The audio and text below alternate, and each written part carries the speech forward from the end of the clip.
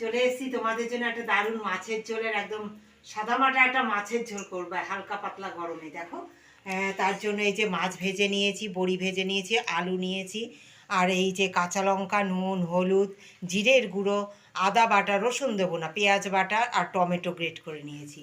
এবার তেল গরম করে নিয়েছি, তেলে দিয়ে দেবো আমি কালো জিরে, লবণ দিয়ে দিলাম, দিয়ে আলুটা দিয়ে দেবো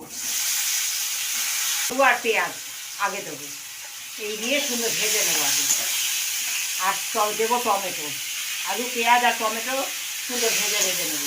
এবার দিয়ে দেবো আদা বাটা। হ্যাঁ, আদাটা একটু নাড়িয়ে নিলাম, প্রথমে একটু কাঁচা গন্ধটা যাবে।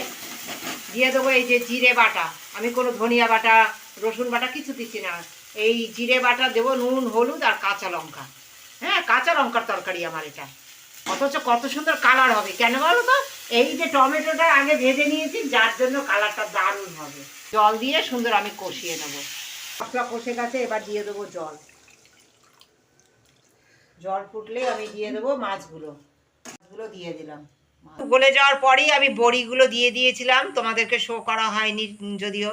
এই বড়িগুলো দিয়ে দিয়েছিলাম, দিয়ে খানিকক্ষণ ঢেকে রেখেছিলাম। দিয়ে দিলাম নামাবার আগে কাঁচা লঙ্কা আর কাঁচা সর্ষে তেল একটু।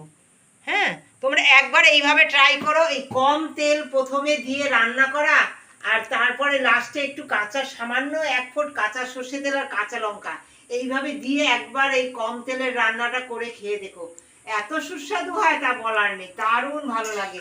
আর এই কাঁচা সর্ষে তেল কাঁচা লঙ্কা দিয়ে আমি সুন্দর নাড়িয়ে চাড়িয়ে নিলাম, দিয়ে আমি নামিয়ে নেবো। তৈরি হয়ে গেল আমার সুন্দর সুস্বাদু বড়ি দিয়ে আলু দিয়ে কম তেলে মাছের ঝোলের রেসিপি।